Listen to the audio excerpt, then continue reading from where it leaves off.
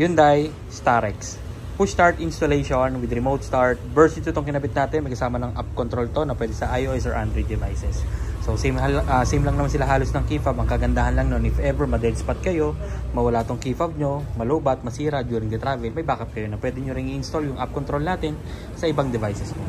Alright, so as long as you have the username and password, magagamit niya. So start na natin remotely. Press 3 times lang sa lock button. 1, 2, then 3. Start na yan. After 8 seconds pala kasi naglagay tayo ng ignition start delay. So after 8 seconds, mawala na yung mga airbag sensors sa cluster, tsaka siya mag-start. Alright? So yun, the reason kung bakit hindi siya agad nag-start because of the ignition start delay. May 8 seconds delay. Optional yon and maganda sa mga diesel. Alright? Pag lumapit kayo dyan, automatic mag-unlock na rin yung kotse nyo. Papasok na lang kayo sa loob para i-drive siya. Okay? Then pakita ko yung button na kinabit natin or yung push start button. Ito siya. Yung button na kinabit po natin, kulay red yung illumination, pero pag nakapatay, kulay black yan.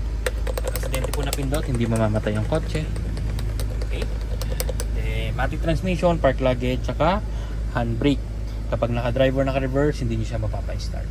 Okay, so you have to make sure na naka-park kayo. Kasi pag naka-driver, naka-reverse, yun nga po hindi siya mag-i-start. Baka naiwan yung naka-driver, naka-reverse, nag-i-start kayo. So for safety reason, hindi siya mag-i-start. So double check nyo. Baka ito lang yung reason ba't hindi siya nag-i-start. Alright? So, pag tumapa ka ng brake, kahit hindi ka pa umaalis, auto-lock lahat ng doors. Yan. And then even naka-andar, pwede ka mag-unlock. Pwede ka mag-lock sa key fob or sa app. Okay? So kagandahan yan, if ever may bibiling ka lang saglit sa mga 7-Eleven, iba mo naka-andar yung kotse mo, ilock mo lang sa labas, bili ka na. Pagbalik mo, unlock. Pasok sa loob, drive mo na ulit. Mas magagawa mo yun. Kasi sa stock system, hindi pwede yun. Kailangan nyo pang patayin yung makina nyo para ma-lock nyo siya from the outside. Alright? So, pag gusto mong patayin, pwede sa app control. Pwede dito. Hapakan nyo yung brakes, ang pindot.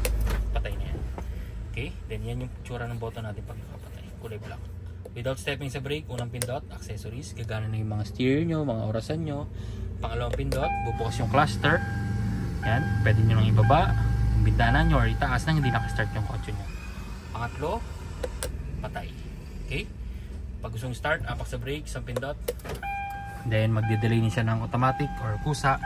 Pag nawala na yung airbag sensors, yung mga ano dyan, nag-check engine yung kotse, tsaka siya mag-start. Okay? Pero yun nga, if ever, explain ko na lang din, if ever mayroon kayong tawag dito, emergency, kailangan nyo itakbo agad yung kotse.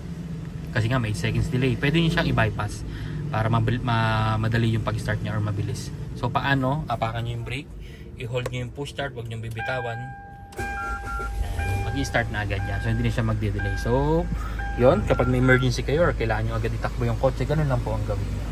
Alright, so 2 years warranty, may free app control, and naka-Burmans promo po tayo ngayon. Medyo paubos na yung stocks ko this year, unahan na lang po tayo. Maraming salamat po. Bye!